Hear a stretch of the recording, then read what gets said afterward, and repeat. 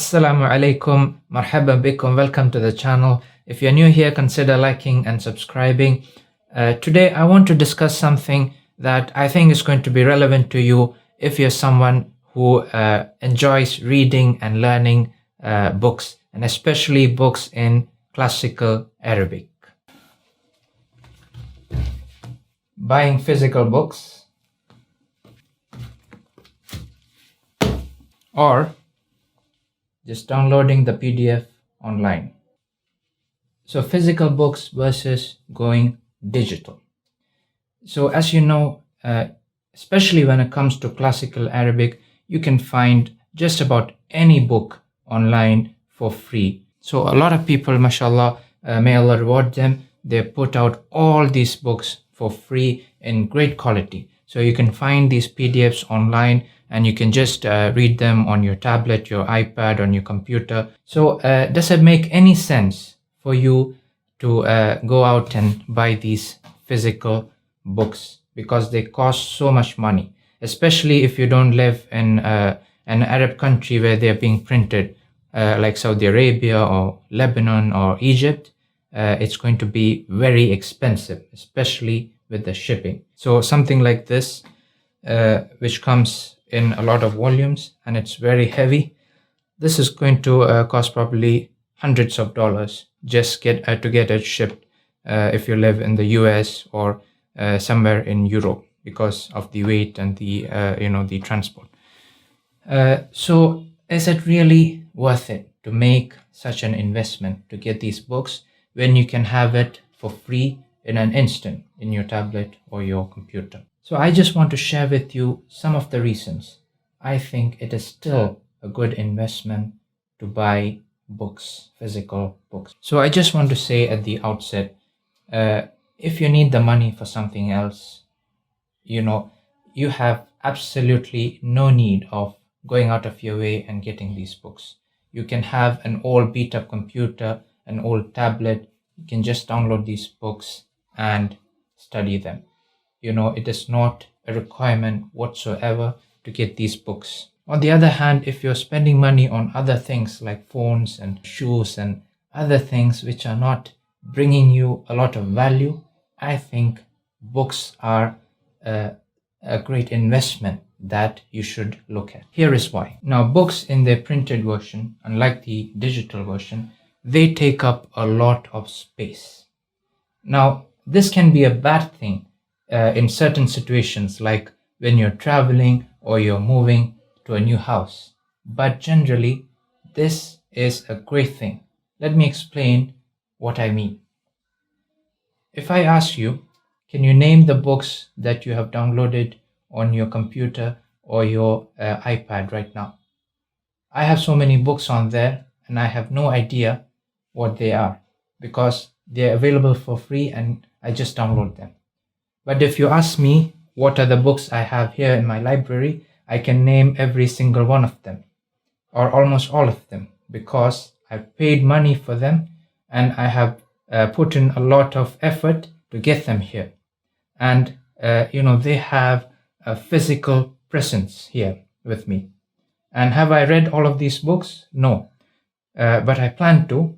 And, every day I walk into this room, I have a constant reminder here that I have to read these books. And I find that really helps. So it is a great thing to have this physical presence in your house. Now, I grew up in a house where my parents had a lot of books. You just don't get that with digital books on your iPad or your computer. You just don't have that physical presence. And I find that makes a huge difference, psychologically. So this is something you should really consider, having a library in your house if you can afford it, because I find it makes a huge difference. Now, number 2, I think physical books are a lot more personal, and the digital books can never fulfill this. Let me show you something.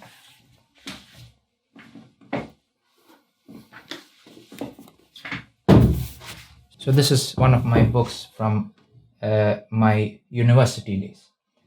So, when I opened this book, I have so many memories and emotions attached with this. The notes I've taken, the things I've written down. You can find the dates I've written. Sometimes you remember the context you took those notes in. What was going on in your mind when you wrote that?